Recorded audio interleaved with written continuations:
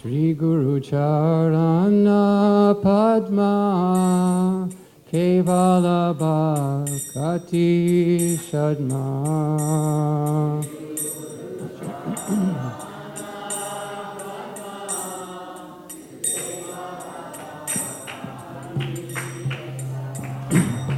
Shri Guru Charana Padma Kevala Bhakati Shadma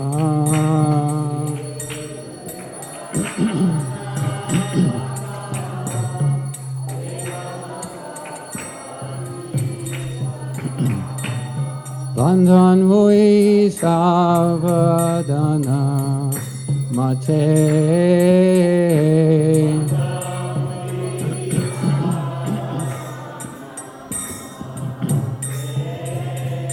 Bandhan Vui Savadana Mate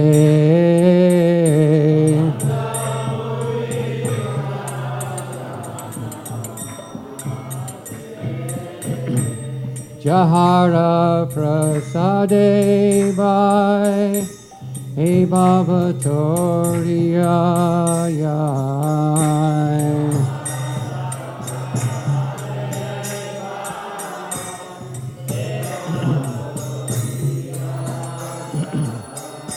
Jahara Prasade Bhai He Baba Toriyai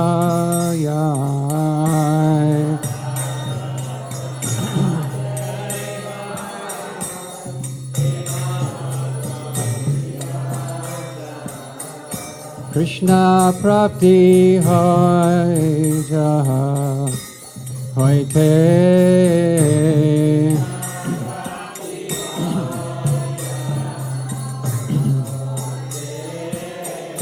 Krishna Prapti Hoy Jaha Hoite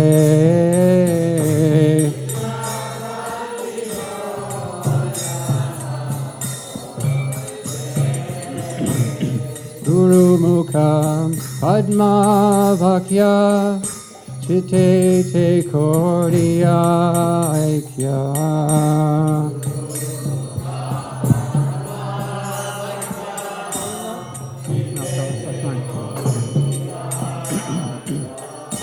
Guru Mukha Padma Vakya Chitte Te Kordiya Aikya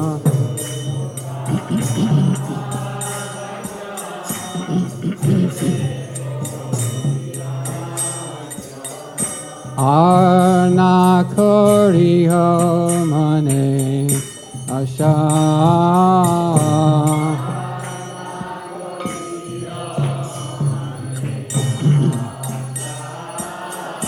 Arna Koriho Mane Asha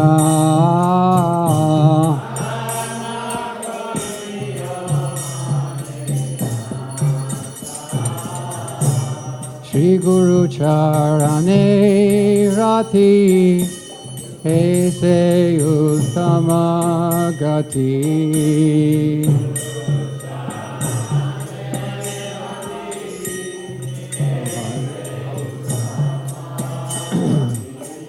Shri Guru Charane Rati Ese Uttama Gati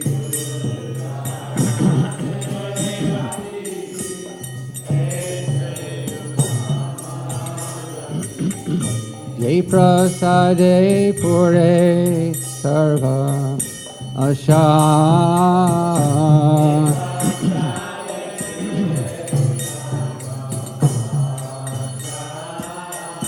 Ye prasade pure sarva asha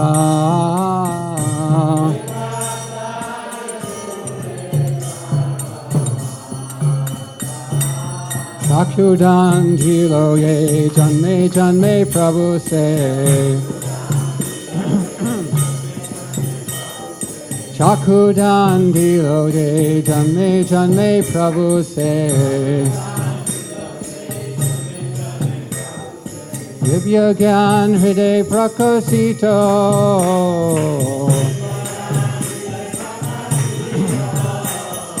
Divya Gyan Hriday Prakasito.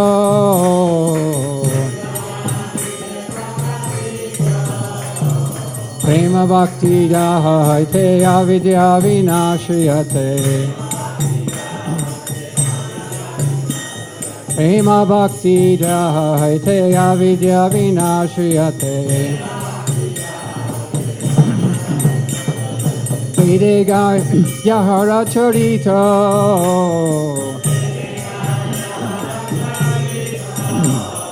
Vedega Yahara Charito.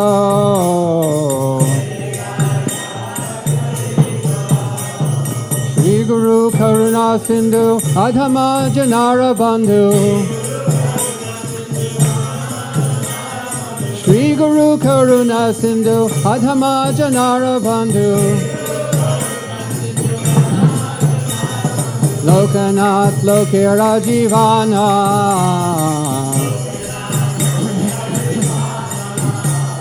Lokanath Lokera Jivana.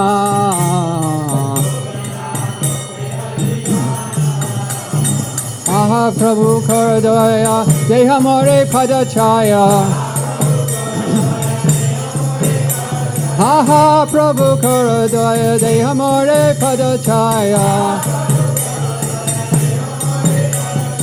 Ebeyas Gushu Tribhuvana. Ebeyas Gushu Tribhuvana. Srila Prabhupada Patita Pavana. Srila Prabhupada Patita Pavana. Jai Prabhupada, Prabhupada, Prabhupada, Jai Prabhupada.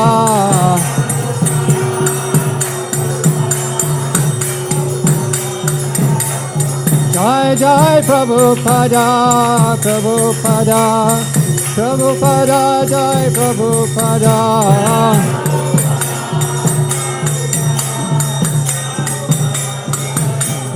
Jai Prabhupada, Prabhupada, Prabhupada, Jai Prabhupada.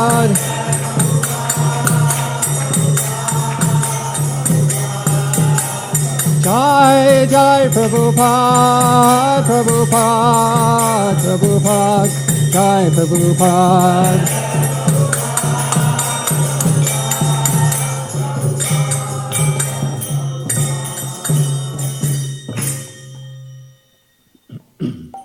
Namo Vishnu Padaya Krishna Pristaya Bhutale Srimate Bhakti Vedanta Swami Niti Namine.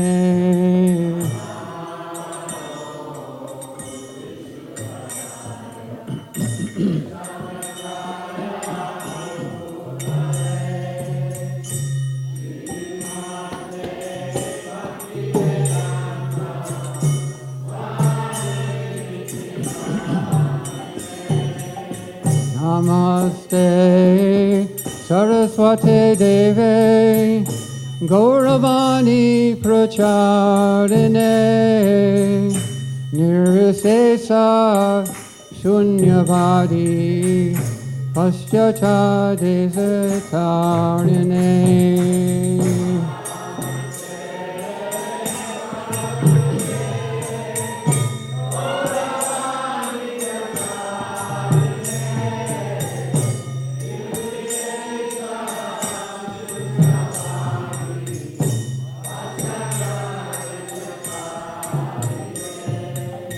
Namaste Saraswate Deve Gauravani Pracharine Nirvisesa Shunyavadi Paschacha Desatarine.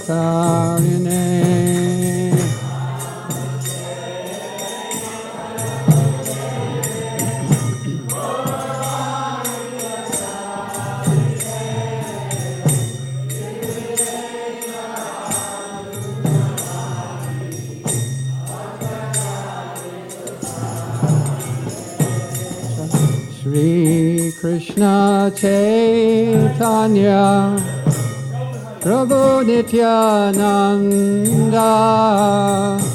Shri Advaita Gadadhar Shivasadi Gaura Bhakta Vrinda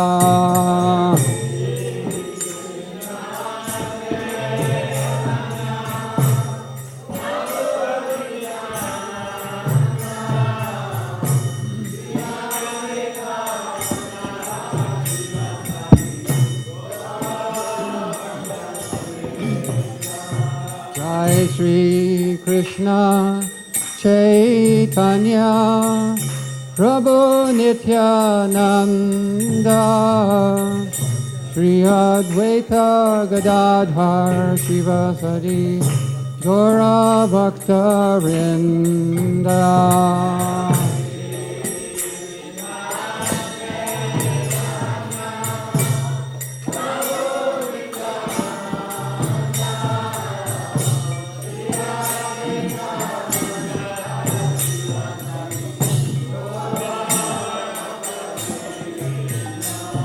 Jai Shri Krishna Chaitanya Prabhu Nityananda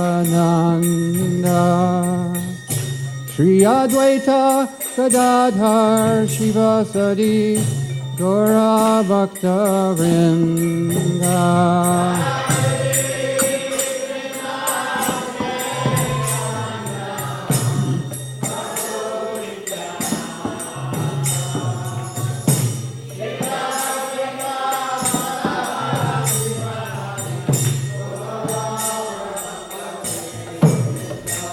Jai Shri Krishna Chaitanya Prabhu Nityananda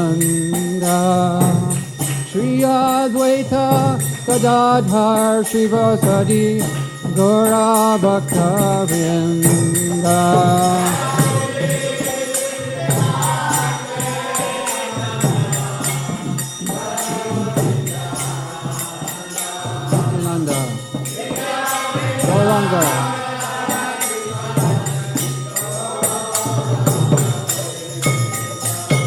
Jai Gauranitai, Gauranitai, Gauranitai, Jai Gauranitai.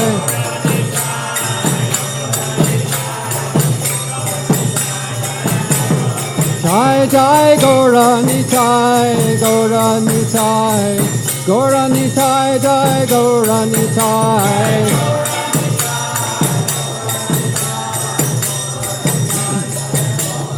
Jai Jai Gauranitai, Gauranitai, Gauranitai, Jai Gauranitai.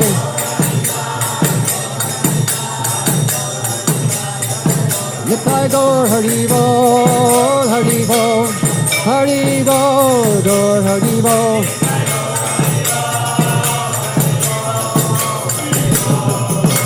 Nitai Gaur Hari Bol, Hari Bol, Hari Bol, Gaur Hari Bol.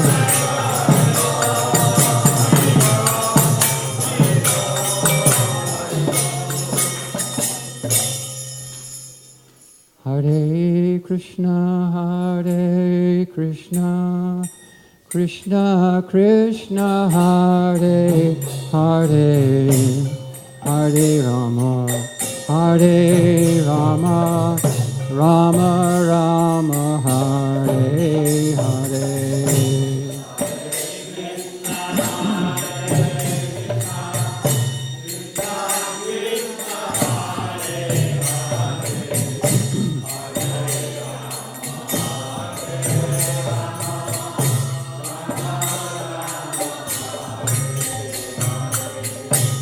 Hare Krishna, Hare Krishna, Krishna Krishna, Hare Hare, Hare Rama, Hare Rama, Rama Rama, Hare Hare.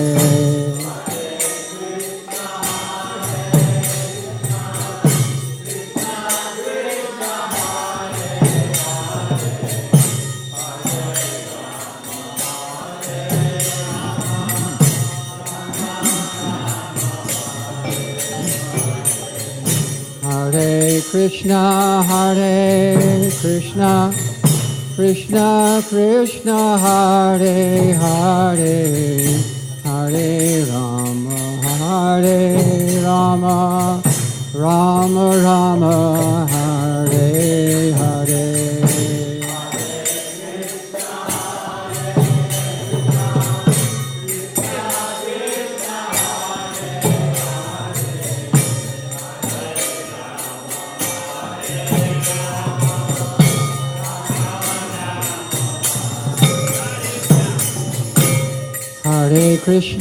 Hare Krishna,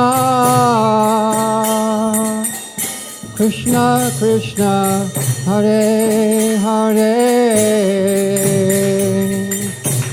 Hare Rama, Rama Rama, Hare Hare.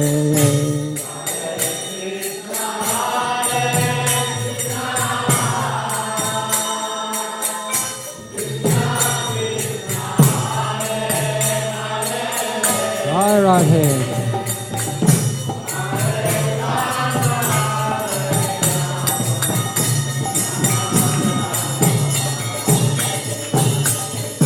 Hare Krishna,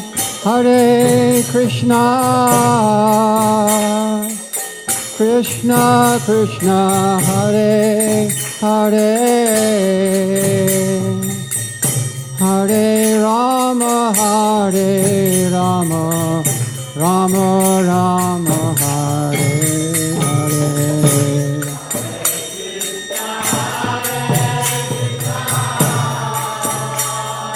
Radhe Shyam.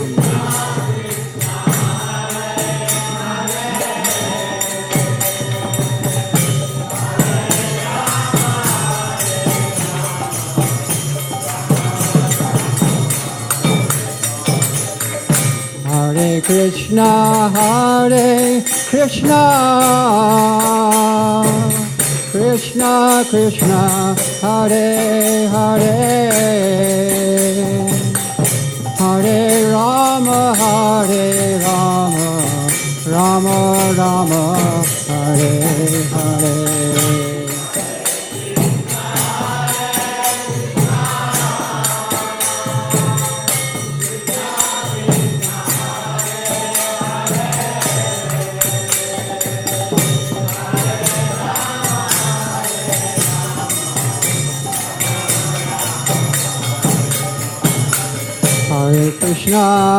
Hare Krishna, Krishna Krishna, Hare Hare, Hare Rama,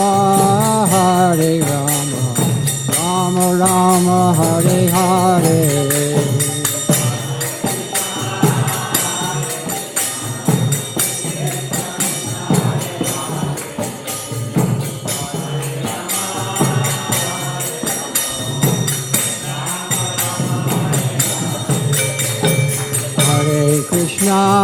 Hare Krishna, Krishna Krishna, Hare Hare, Hare Rama, Rama Rama, Hare Hare.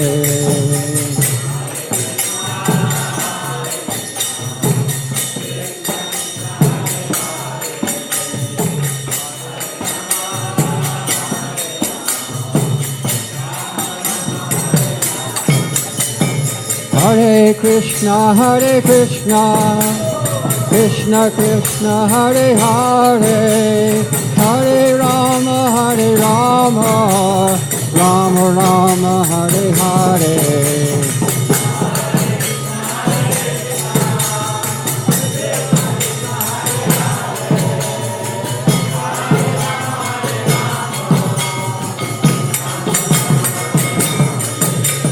Hare Krishna, Krishna Krishna, Hare Hare, Hare Rama, Rama Rama, Hare Hare.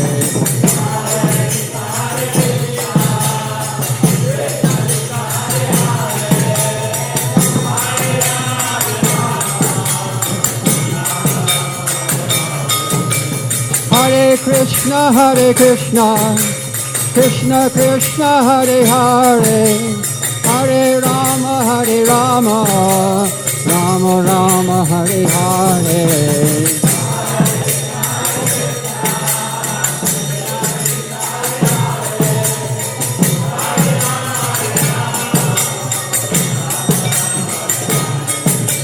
Hare Krishna Krishna Krishna Hare Hare, Hare Rama Rama Rama Hare Hare.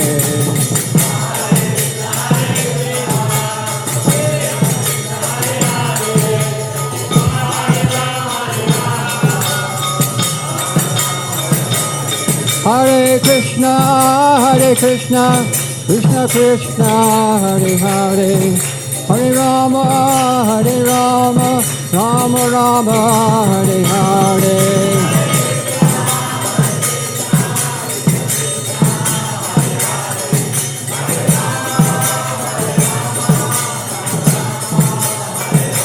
Hare Krishna Krishna Krishna Hare Hare, Hare Rama Rama Rama Hare Hare.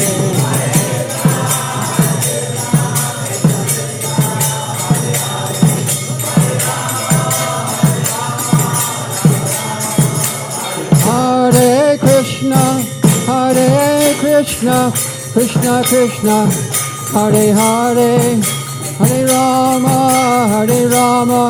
Rama Rama Hare Hare.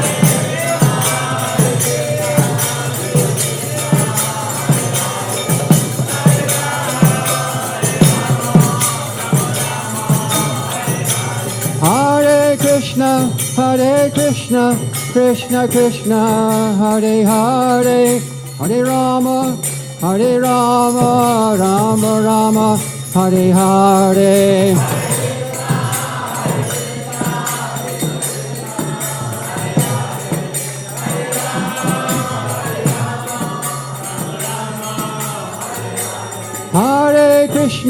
Hare Krishna Krishna Krishna Hare Hare, Hare Rama Rama Rama Hare Hare.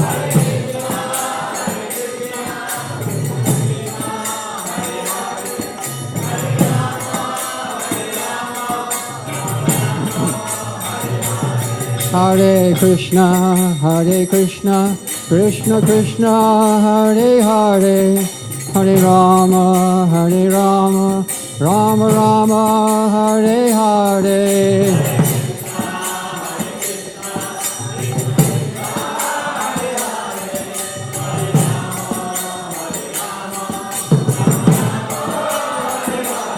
Hare Krishna Krishna Krishna Hare Hare, Hare Rama Rama Rama Hare Hare.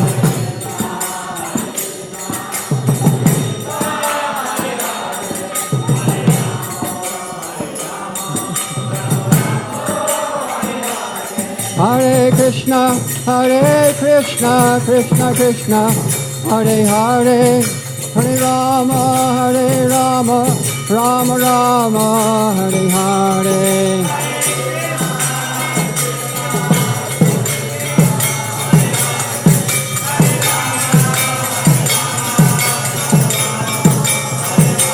Hare Krishna Krishna Krishna Hare Hare, Hare Rama Rama Rama Hare Hare.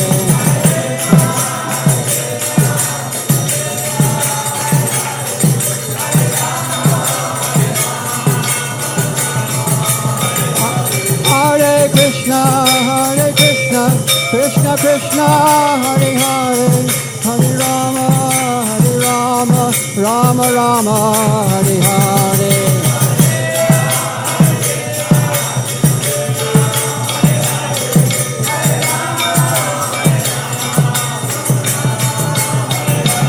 Hare Krishna Krishna Krishna Hare Hare, Hare Rama Rama Rama Hare Hare.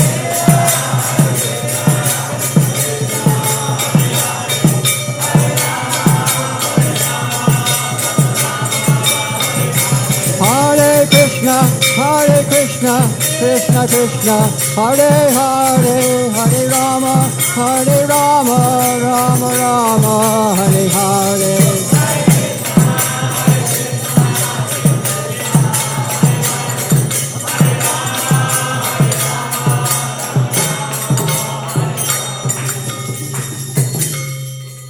Hare Hare Nama Krishna Yadavaya Namaha.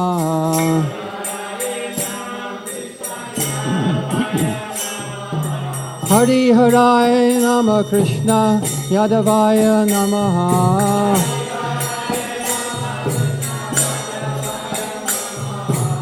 Yadavaya Madhavaya Keshavaya Namaha.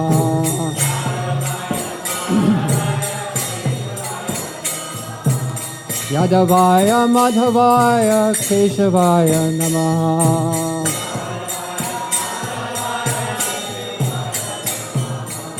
Gopal Govinda Ram Shri Madhusudan.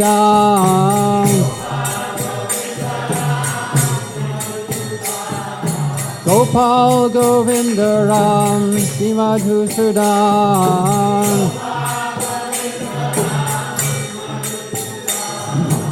Giridhari Gopinath Madana Mohan.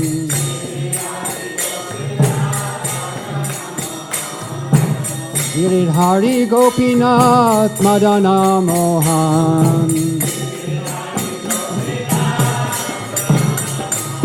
Hare Hare Nama Krishna Yadavaya Namaha.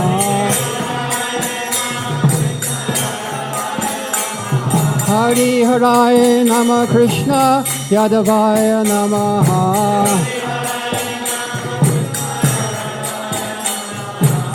Gopal Govinda Ram Shri Madhusudan.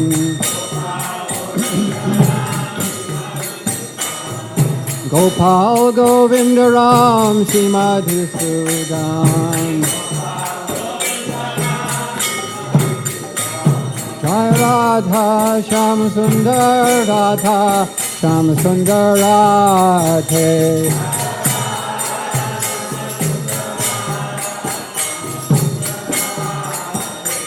Jai Radha Sham Sundar Radha Sham Sundar Radhe.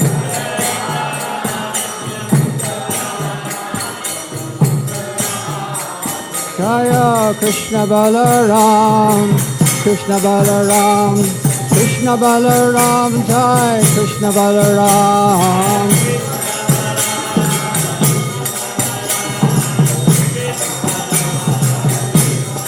Jai Jai Krishna Balaram, Krishna Balaram, Krishna Balaram, Jai Krishna Balaram.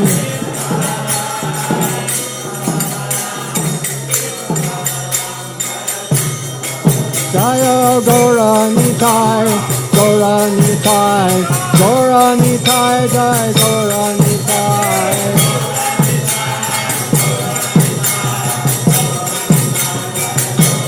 Jai Jai Gaura Nitai, Gaura Nitai, Gaura Nitai, Jai Gaura Nitai.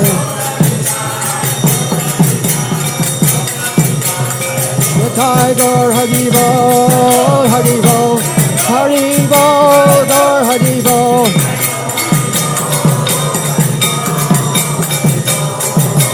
Nitai Gaur Hari Bol, Hari Bol, Hari Bol, Gaur Hari Bol.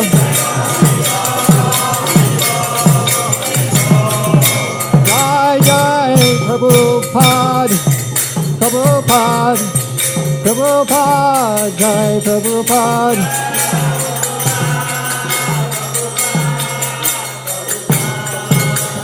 Jai Jai Prabhupada, Prabhupada, Prabhupada, Jai Prabhupada.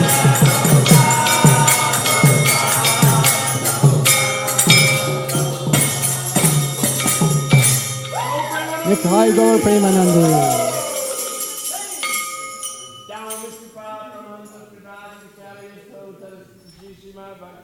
Swami Prabhupada ki jai. Jai Om Prabhupada Paramahansa.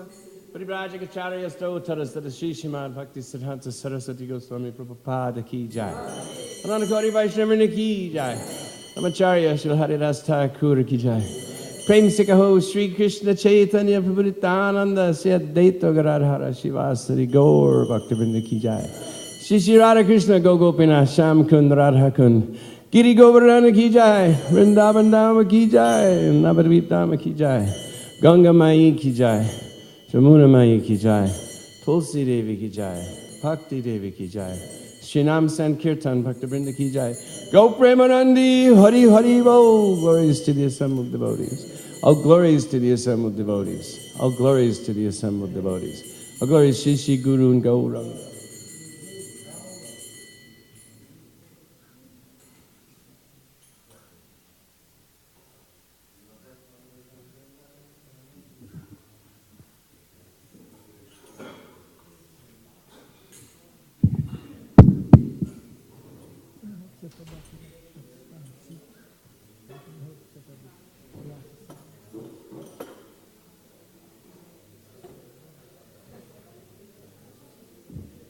Shri Shri Radhe Shyam ki jai, Ekadashi Vrat ki jai. So I'll read from Bhagavatam 4:12-36.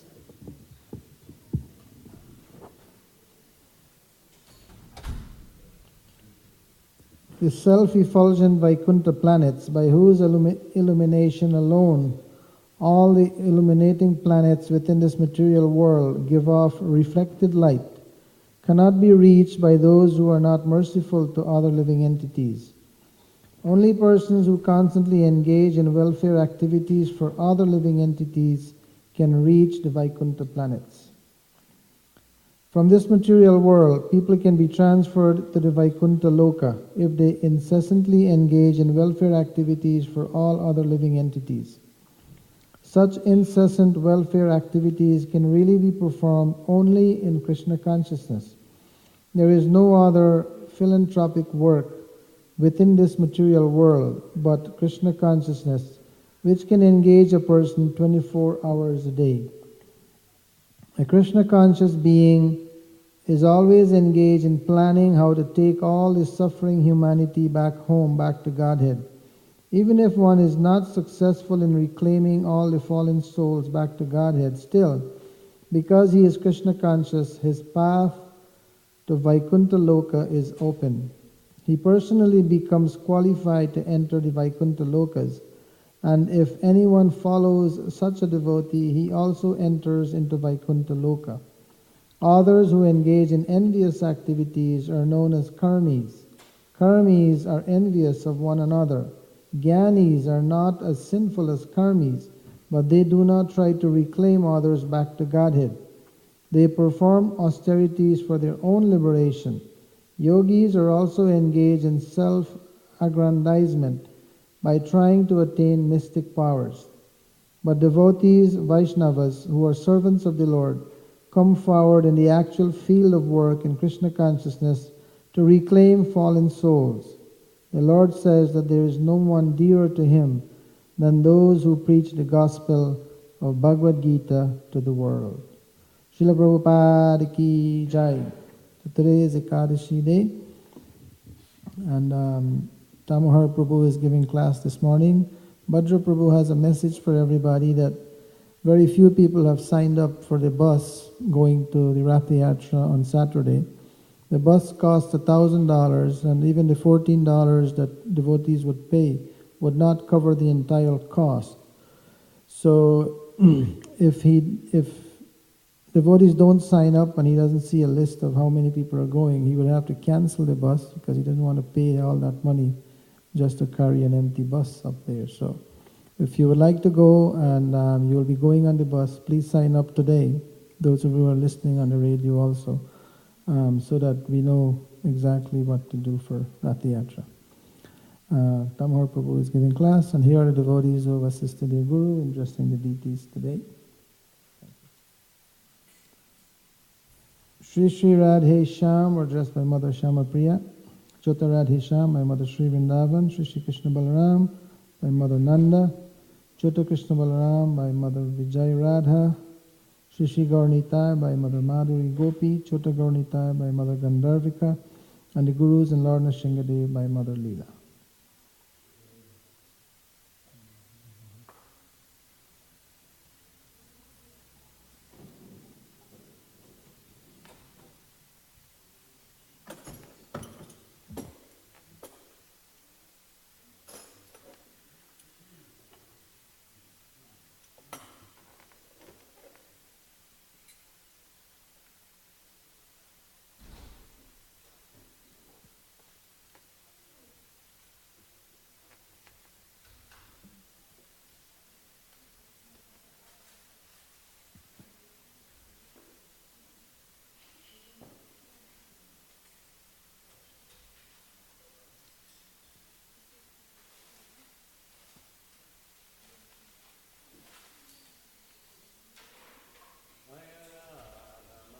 Ahava Kunja Bihare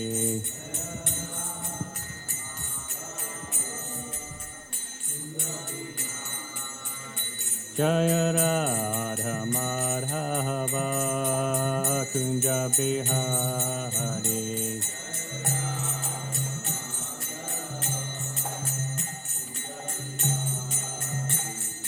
Gopi Janna Bahalaba Giravare Hare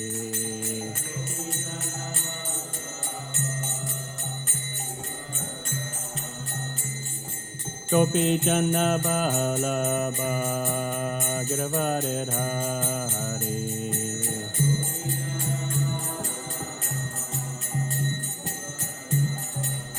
Yashoda Nandana Vraja Jana Ranjana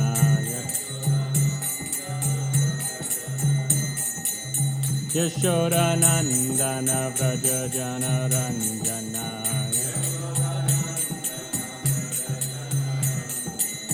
Yamuna Tira Vanachariya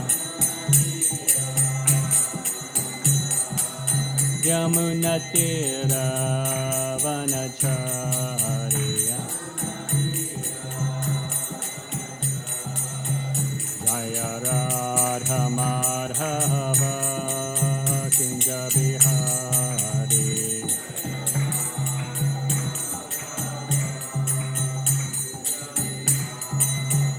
Jaya Radha Madhava Kunja Bihare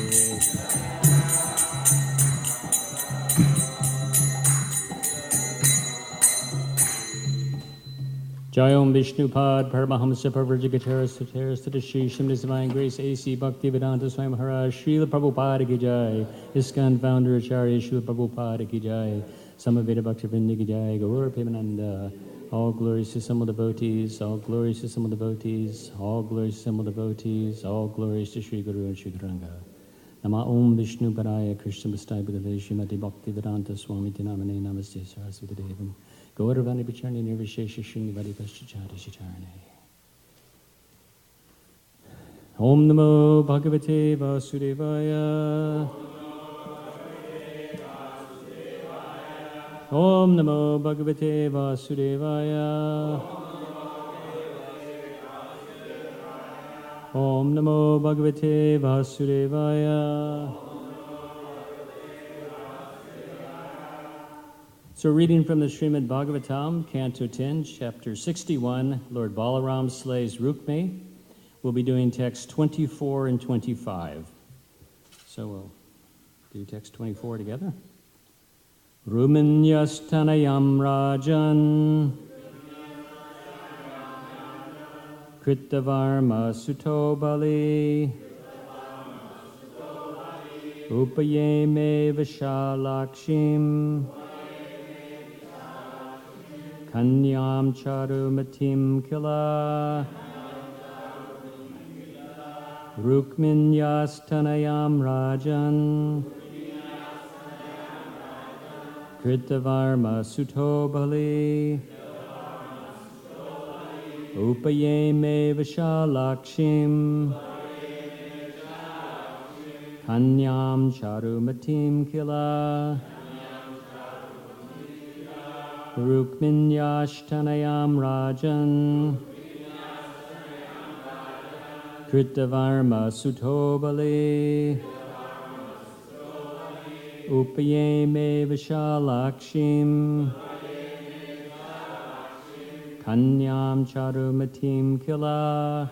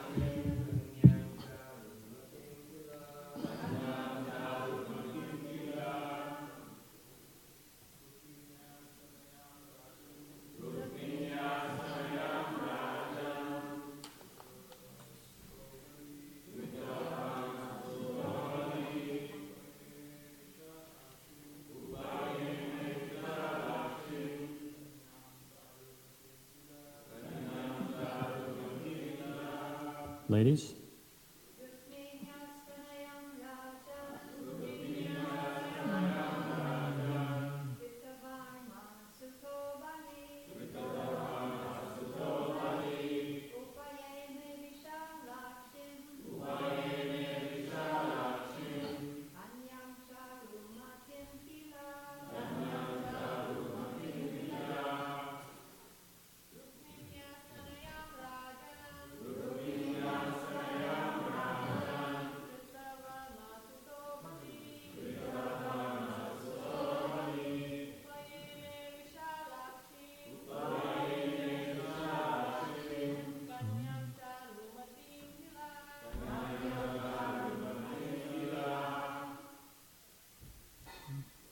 Rukminya, O Rukmini, Tanayam, the daughter, Rajan, O king, Kritavarma Sutta, the son of Kritavarma, Bali, named Bali, Upayeme, married, Vishala, broad, Akshim, whose eyes, Kanyam, young innocent girl, Charumatim, named Charumati, Kila, indeed.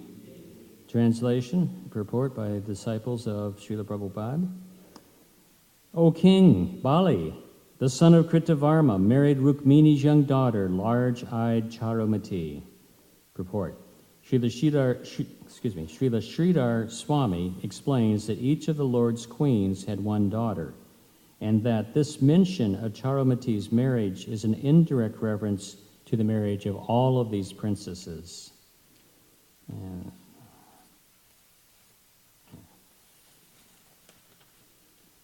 Text 25, we could read it together, the Sanskrit.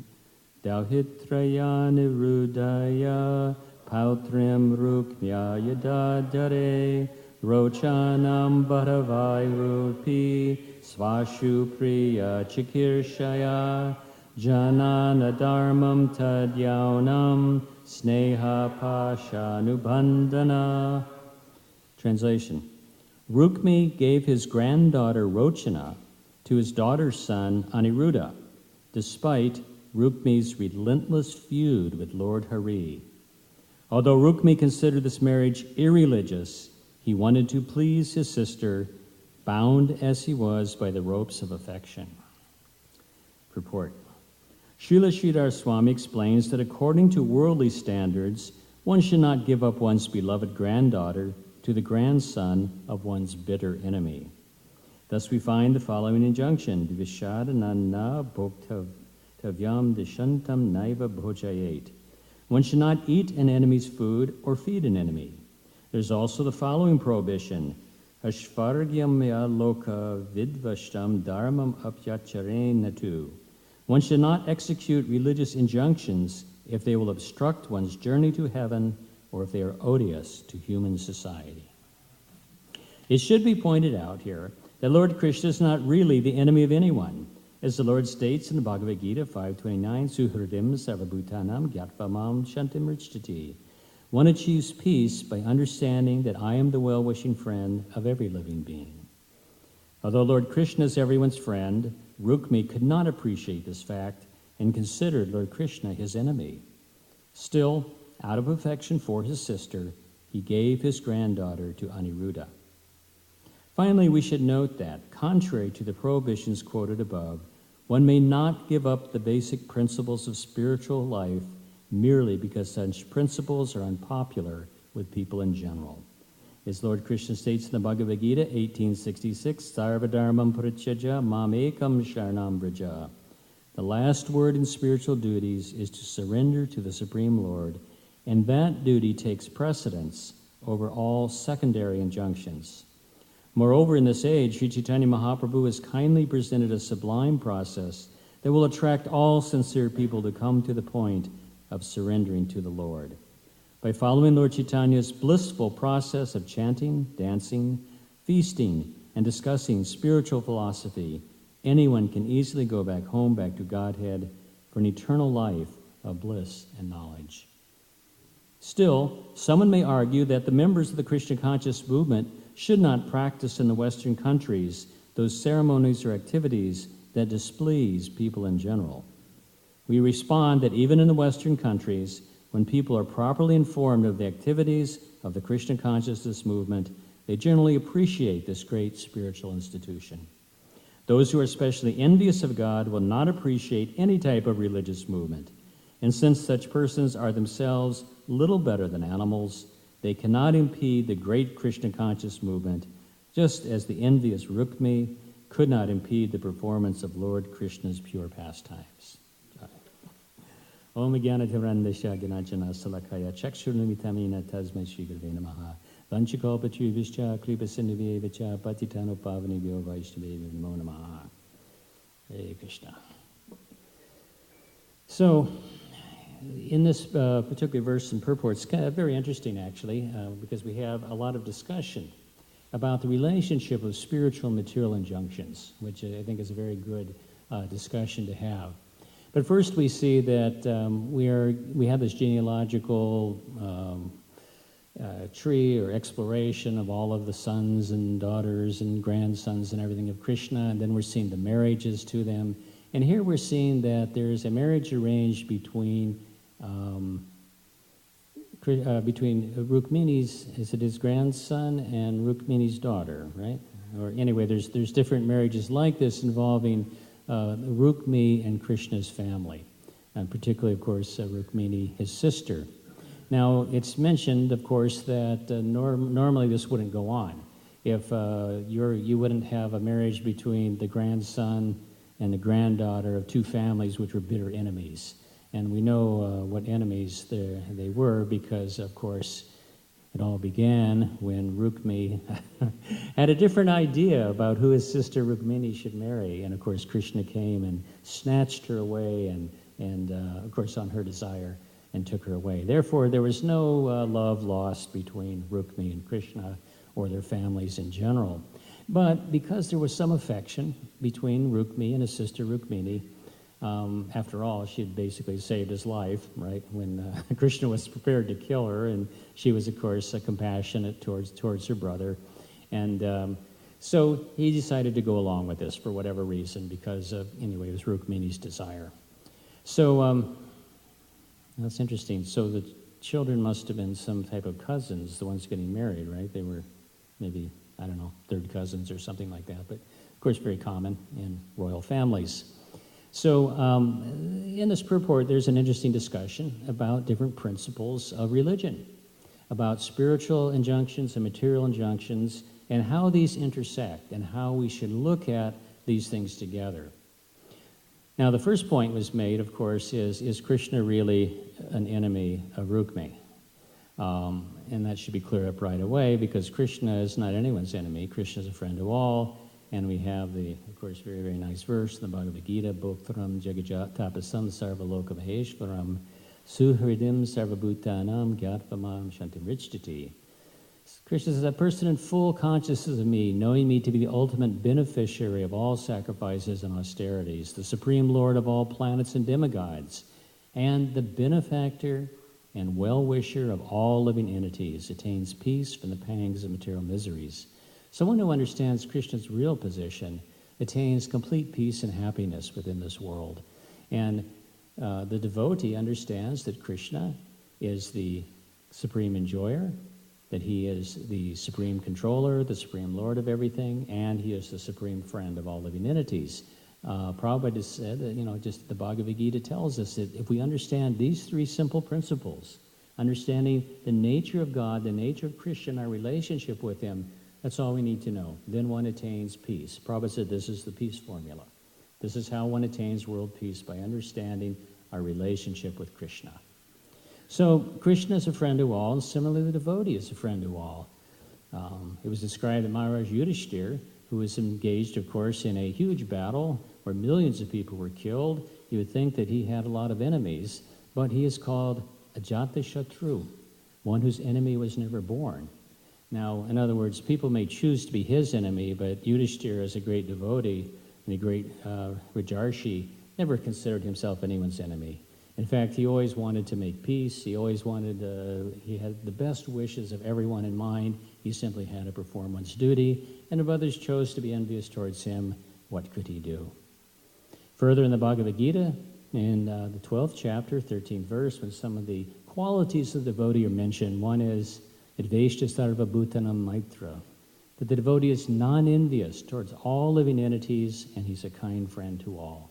So this is the nature of Krishna, and this is the nature of the devotees. They tend to be the spiritual well-wishers of everyone. So sometimes, even when one is a spiritual well-wisher, one's spiritual principles can be in conflict with other principles, or sometimes that there is some, different issues between morality, what are the standards of morality within a particular society, and what are one's spiritual duties. So, of course, this is a very important consideration for devotees, and because we have this sense of that there is a difference sometimes between one's ordinary dharma or ordinary duties and sanatana dharma, or one's eternal spiritual duties. And I want to speak about that a little bit. So, if we talk about the rules and the norms of society, sometimes this is broadly talked about in terms of ethics or morality. So, what are ethics? Well, ethics are defined as a system of moral principles, or the rules of conduct recognized by a particular class of human action or a particular group or culture. So, ethics and morality is usually defined within the context of a particular social and historical frame of reference. So, many people look at ethics as being situational, something that will vary from time and place according to the particular context or what's going on, or according to that culture. And people will sometimes say that there really are no absolutes, that it all is very much culturally relative. Now, of course, we would disagree with that to some degree. Of course, there are those things which are contained within a particular culture, and they're relevant to that, but there are also eternal spiritual principles, and that needs to be understood. So the origin of these ethical systems usually are within a particular religious tradition. For instance, we talk about the Judeo-Christian ethic. This is something that's commonly talked about, that most of our sense of morality, ethics, or whatever our norms of society in the Western countries comes out of the biblical teachings and the Jewish and Christian traditions. It's normal, naturally. In India, the morality and the ethics comes out of the Vedic foundation, comes from the Vedic literatures. And so there's this sense of dharma, which is often defined as religion or duty. And we see this, that all societies tend to maintain this. And this idea of dharma is particularly strong within India and those cultures which are coming from the Vedic culture. But sometimes there's a conflict between one's dharma and one's eternal spiritual position, or one's Sanatana Dharma. This was actually exemplified, and we have this very, very clear example of this right in the Bhagavad Gita. The whole setting of the Bhagavad Gita actually begins with this conflict, because that's Arjuna's dilemma, isn't it? Arjuna's dilemma is the conflict between sort of one's normal material, cultural, ethical duties and a higher spiritual understanding. Once before, I didn't do this just now, I had written up, going through the first chapter of the Bhagavad Gita, what were Arjuna's moral arguments? And they're actually pretty good. I mean, sometimes, although Krishna does call him a fool, at the same time, there's some pretty good arguments here. Arjuna says that no good could come out of a battle where relatives are killed. Killing is sinful. One cannot become happy by the process of killing others. He says destruction of the family leads to irreligion. Women will become degraded. There'll be unwanted progeny. Community projects and welfare work will be devastated, and they will all go to hell. And he said, it's better if I was killed unarmed than engaged in this warfare. So these were very strong arguments, and it was it's very good religious and moral reasoning, but it's flawed, and it's flawed because it was not Krishna's desire. So Krishna spends the rest of the Bhagavad Gita explaining to Arjuna the fallacy of his thinking. Not so much the fallacy of his moral thinking, but the fallacy in thinking that the material considerations and material conceptions are most important. And he explains to him, of course, the whole process of bhakti yoga and surrender to Krishna, culminating in 1866, Sarva Dharmam Pratyaja Mamikam Sharnam Vraja. So this is a very clear statement where Krishna says, give up all varieties of dharma. Now, what does this mean? Of course, does that mean that one just completely, there's no religion, there's no morals, there's no ethics? No, he's saying that one has to give up ordinary or material religious principles if that's in conflict with one's higher spiritual principle of pure devotional service to the Supreme Personality of Godhead. So the devotee understands that our real religious duty, and religious duty is there and very important, but we have to understand what is that real religious duty, and that is our Sanatana Dharma, or devotional service to Krishna, the Supreme Personality of Godhead. We don't neglect ordinary dharma. We don't neglect duties to our family, to our community, to our country, or whatever. But we also do not neglect our primary duty, which is our devotional service to Krishna. So this is the real lesson of the Bhagavad Gita, that Arjuna had to give up all of those other conceptions and just focus on what is Krishna's desire. And the desire of the Lord becomes the highest morality or the highest ethical position that one can possibly achieve.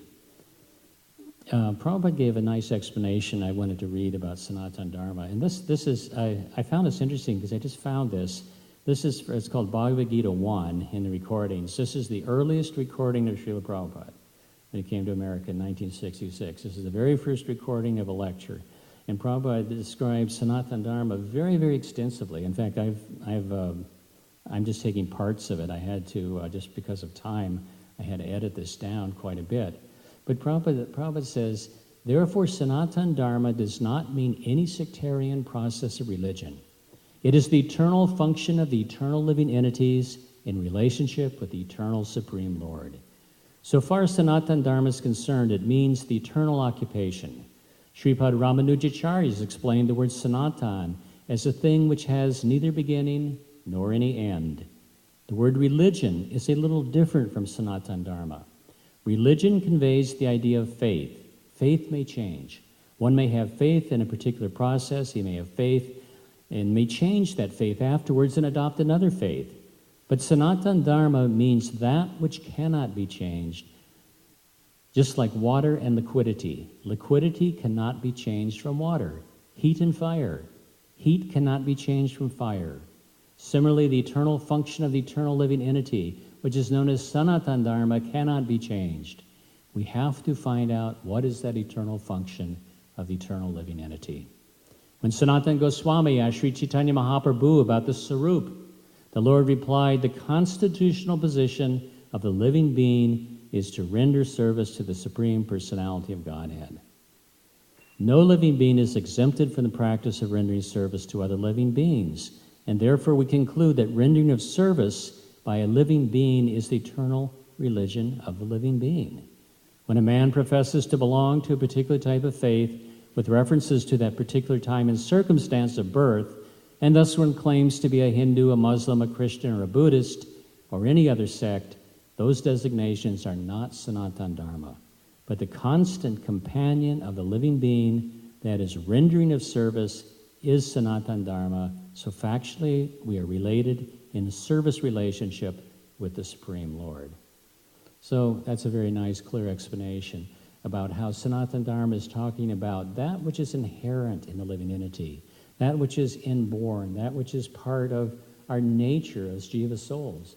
Part of our very essence, our eternal essence, is to be servant of the Supreme Personality of Godhead and be in a loving relationship with Him. So that can't change.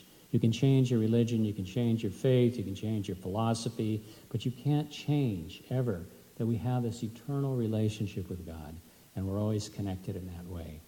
So the process of devotional service isn't a process of another religion or another faith, but Bhakti Yoga is simply reawakening or reuniting ourselves in that original eternal relationship with the Supreme Personality of Godhead. So, what are those real religious principles? How does one know there's all these different religions, different faiths, different moralities, different philosophies. How does one know? It's a very interesting discussion of this, of course, in the 6th canto, Srimad Bhagavatam. The story, of course, of Ajamil.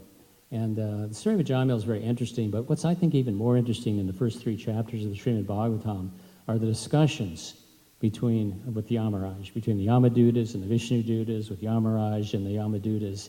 Very, very clear explanations of Krishna conscious philosophy there.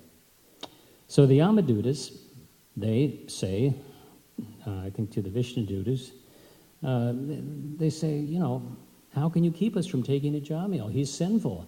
And they say, Veda pranahito dharmam hyadharmas tad viparyaya.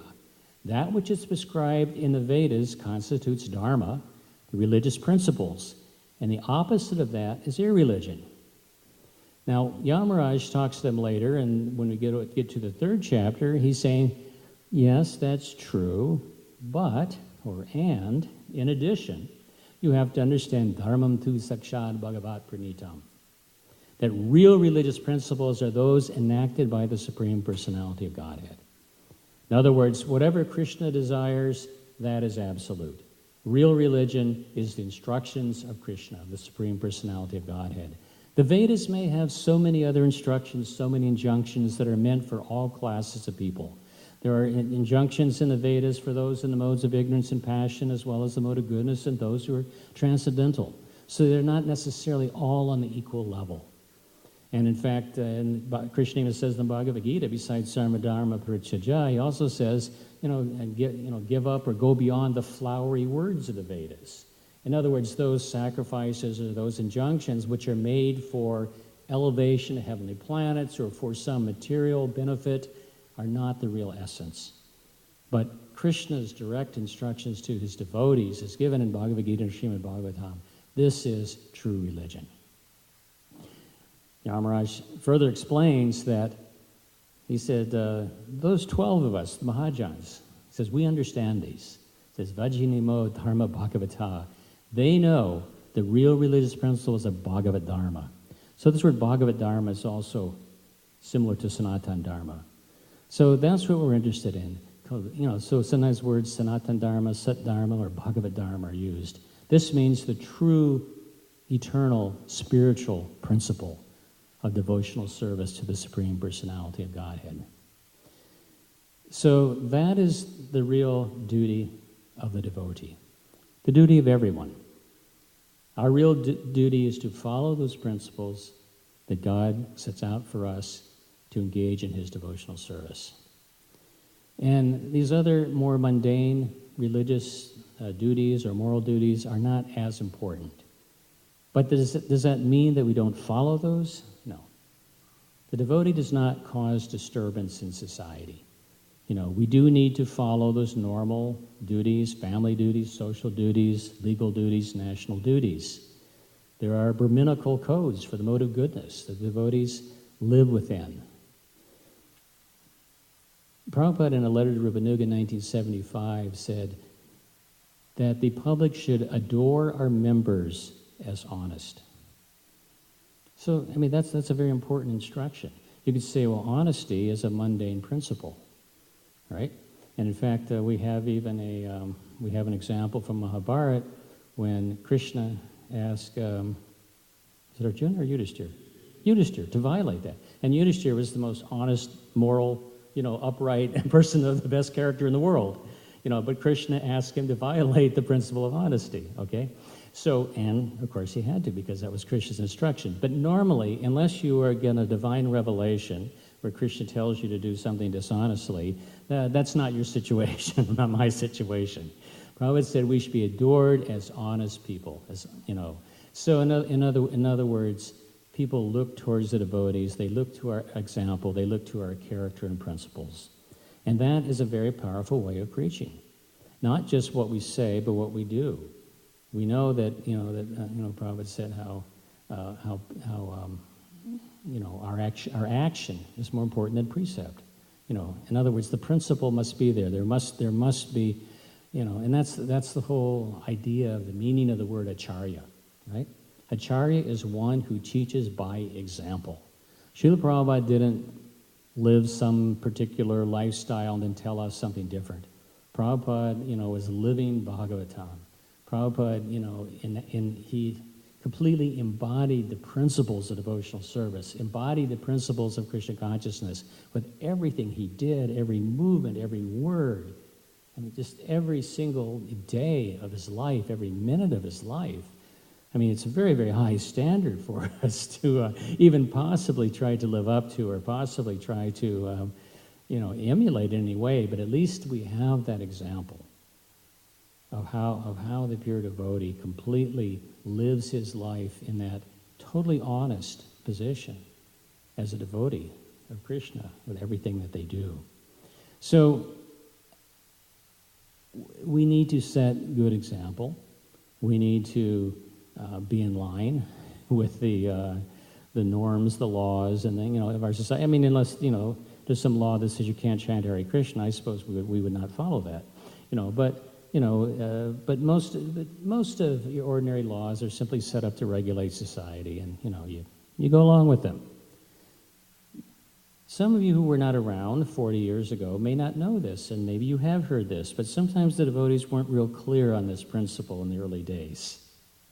And sometimes we had some very poor examples that devotees got in their head some idea that we're transcendental to all mundane morality and mundane ethics and laws, and therefore we can do anything we want. It's because it's all for Krishna's service. Of course, this was basically a total excuse for reckless, criminal, and irresponsible behavior, which should never have happened and should never happen again, I hope. But anyway, sometimes devotees misunderstand things like that. That we are not being transcendental when we were simply acting like, ordinary, street thugs or like, anyway, I won't get into it. But the point is, as Prabhupada said, we should be adored as honest people. We need to set the highest example for society. So but at the same time, we understand the higher purpose. We understand that material morality and ethics are not of any real value if they don't lead to a higher purpose. One of the reasons we want to live in the mode of goodness is that the mode of goodness is sort of the stepping stone or the platform by which one can easily attain spiritual knowledge. Why do we have to have the four regular principles? The four regular principles in themselves are not really like transcendental, are they? A person could be an atheist and follow the four regular principles. But at the same time, be very difficult for one to advance in Krishna consciousness without following the principles. So we need to be situated in the mode of goodness are situated in proper religious behavior so that we can advance further in spiritual life. Okay. So we do understand that the highest path will not always be the most popular. And even though we do try to follow those general principles of society, not everybody's going to like it. I think at the end of this last paragraph, the authors mention as purport, they said, sometimes that people are envious of God will not appreciate any type of religious movement. So that's true. There are people who are not going to appreciate Krishna consciousness, and we carry on whether they appreciate or not appreciate to some degree. So we have to understand that Prabhupada described it like selling precious jewelry. If you have a precious gem, you're not going to find so many buyers. You have some cheap trinket that's, a few dollars, some costume jewelry, lots of people buy it. If you have valuable diamonds, you're only going to have a few customers. So in that way, not everyone is going to necessarily appreciate Krishna consciousness because it's such a wonderful, valuable thing. So at the same time, we want to be careful that we don't try to somehow sell Krishna consciousness just, for some cheap appeal or to make it, easy for people. I mean, we want to make it easy. We want to make it attractive to people, but we don't want to change the essence. And I think that's what's really important.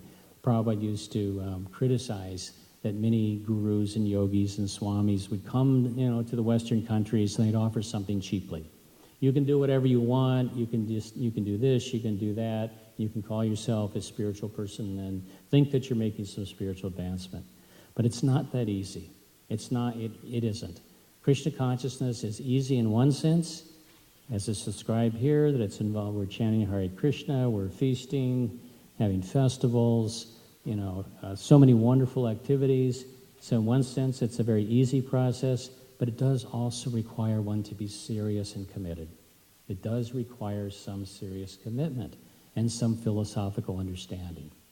So, it isn't a bargain process, but it's, Prabhupada said simple for the simple and difficult for the crooked. In other words, if somebody's sincere, it's not so difficult, But, if one is not, it can seem very, very difficult. The important thing is that we remain true to the instructions of Krishna and the instructions of the spiritual master. Prabhupada gave us very clear ideas of how to spread Krishna consciousness, following in the footsteps of the previous acharyas and Lord Chaitanya Mahaprabhu. So we have very, very nice process of Krishna consciousness. We have a nice process of giving Krishna consciousness to others. I was thinking about these Rath Yatras that we have here in Alachua. I think we're up to about, how many are we doing now? 9 in the state of Florida, 8 or 9 every year, Rath Yatras. And when you think about it, the Rath Yatra contains everything, doesn't it? You're seeing the deity, you're chanting Hare Krishna, there's prasadam distribution, there's book distribution, there's Sankirtan, the chanting of the holy name, beautiful festival, everything is there. And we have so many wonderful festivals here at the temple, that go on, where Krishna consciousness is given to people in such an attractive way. So that's really all we need, in a sense.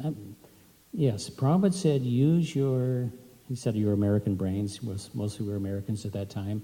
He said, use your intelligence, use your brains to figure out ways of spreading Krishna consciousness. So he wanted us to be creative, he wanted us to be innovative, he wanted us to be, he said, tax your brain. But at the same time, we apply that energy, that intelligence to the principles of Krishna consciousness. We don't need to change the process, we don't need to come up with something new.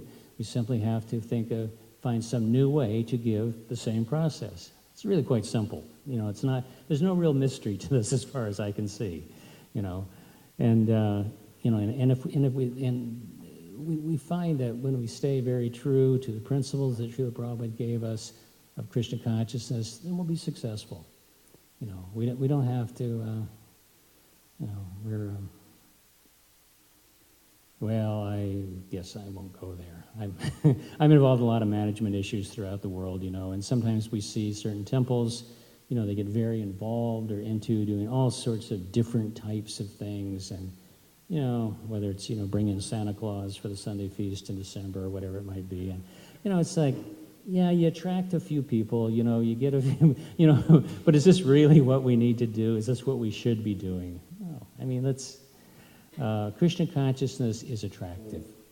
You know, Krishna is all attractive. This philosophy will convince anyone who gives it an honest reading. So we simply can give Krishna consciousness in this way. We see that our movement is growing and expanding all over the world, as Srila Prabhupada started and predicted it would be.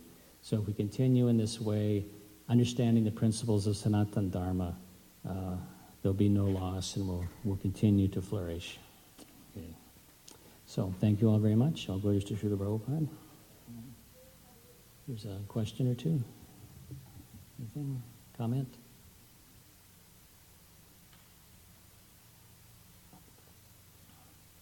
Okay, everybody's convinced. Here's a question.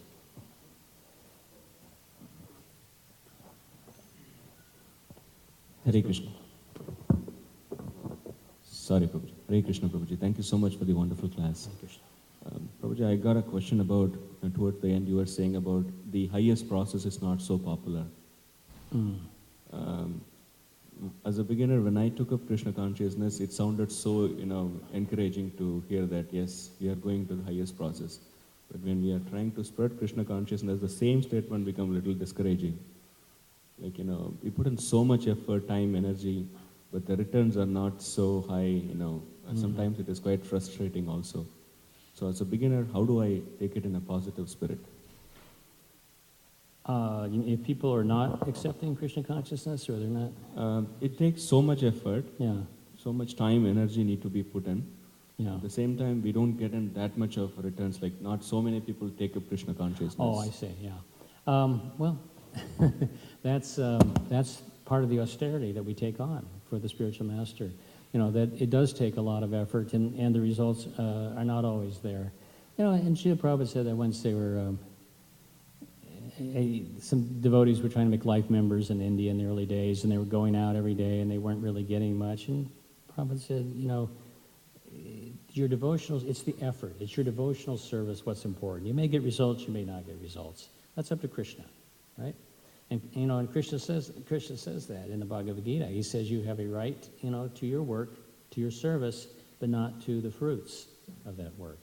So, and that's hard for us, because we want to see some result, and it's not just material either. We want to give some result to our guru, right, and to Krishna. We want to, and we know that's pleasing. We know that helping to bring other people to Krishna is very pleasing to Krishna. He states that in the 18th chapter of the Bhagavad Gita, that one who preaches this message, that person is most dear to him. And we know that Srila Prabhupada so much like to see his books being distributed and people coming and new temples being opened. So it's natural that we would like to see some success. And that's good. We shouldn't be too complacent. We shouldn't think, whatever, So once Prabhupada said, I've always remembered this, and I don't know where Prabhupada said it, but he said, basically, he says, work as though you are the doer, but know that you're not. So in other words, we're not the doer. We know that it's up to Krishna, but we still endeavor as much as possible on behalf of Krishna. And if we're sincere, those results come. And again, like I said, it's not that it's always so easy to make devotees. It is a rare thing. But anyway, it's happening. I know personally your efforts are bearing some fruit. There's some very, very good results, from the preaching that you do, and I think from so many people here. So, and I thank you for that. Thank you, Prabhuji. Can I ask you one more question to Sure. extension to that? When we say that, Prabhuji, when we are sincere, we get results. So does it also mean that if I don't get good results, that I'm being insincere? Not necessarily. The results are up to Krishna. And we don't know what Krishna's plan is. It's not like Srila Prabhupada immediately got great results. We talk about Prabhupada spreading all over the world, hundreds of temples, thousands of devotees. There were some probably rather bleak moments that if he wasn't so spiritually connected with Krishna and his guru, could have been very discouraging. I mean, how many months was Prabhupada in America before he actually had an initiated devotee? Several months, wasn't it?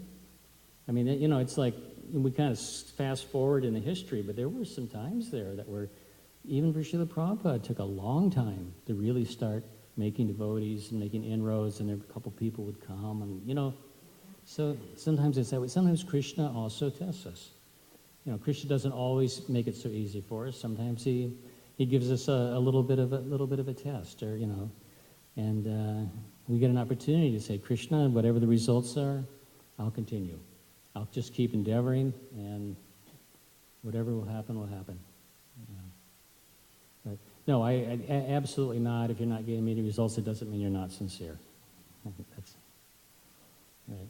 Okay, Krishna Keshav and then Janmashtami. I just heard Indrajumna Maharaj mention that we have a right to plant the seeds, but we may not necessarily see the fruits in the trees in this lifetime. You may not see the fruit of the tree. Yeah, it's true. One thought that occurs to me, you know, in his second question, is that it's like Prabhupada, it was basically 40 years where he didn't have any perceivable result before he came to America. But what that test and that Krishna kind of withholding the external results was a big part of his lifetime in preparation. Yeah. You know, he went very, very deep, you know, in crying to Krishna. There's one story that Mula Prakriti Mataji told in Srila Prabhupada, our Srila Prabhupada, a friend to all. Yeah. And this was a pujari. He reported this in 1980. This was way after Prabhupada left. But it was how there was this gentleman that would come on a regular basis to Advaita Bhavan in Shantipur. And he'd sit in the back of the temple and he would chant very, very intensely. And he noticed, this pujari noticed him. And then he didn't see him for a number of years. And then he came back and he was wearing saffron, dressed as a sannyasi. And this time he really noticed him because as he was chanting, there were tears rolling down his cheeks. And then he went and talked to him. And he said, and then Prabhupada exclaimed, you know, how his spiritual master had given him such an impossible instruction to spread Krishna consciousness in the West. And so he was there taking deep shelter, crying to the holy name to get empowerment, to get the mercy of Advaita Acharya and Lord Chaitanya and Nityananda, who would come together there to strategize spreading Krishna consciousness. So that's what we do when it gets tough. We can go a lot deeper. And so it's going to be a great advantage, you know, to have not always get the results, because it can deepen our devotion and our commitment. And then the results come later, as we see with Prabhupada.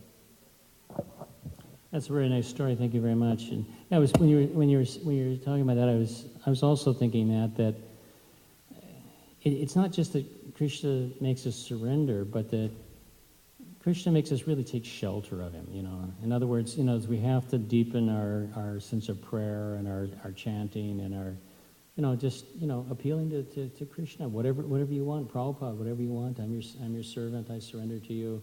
And yeah, that can be difficult, but it really forces us to be more Krishna conscious. I think one more, Madame Mahan. Right, I left out one point, and he told this pujari, tomorrow I leave from Calcutta by boat to go to America. Yeah. I remembered that. No, that was good. Yeah.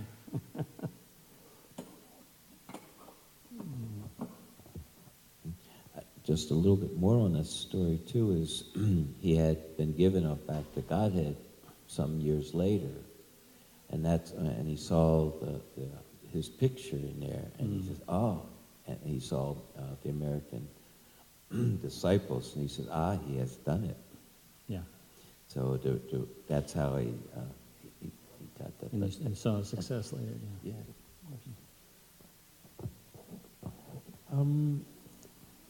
In our society, knowing that, you know, how the money is being spent, in the government and all, all the kind of corruption and everything. How do we, where do we go with honesty? And, this is tax time right now, and, if you have a business or anything, where do you need to declare everything and just give everything to the government? I mean, there are people like that, they say, declare everything and all that, and, but, aren't you better to direct the money where it's, is going to be utilized in the spiritual way? These are very, of course, this is a personal thing. Everyone has to kind of answer for themselves what's appropriate. I mean, my own personal feeling is you just do things honestly, and it's usually a lot easier. Somebody once said, if you're always honest, it makes it easier. You don't have to remember what you said and, what lie was there and how to, you can always be consistent after that, because you just said the truth.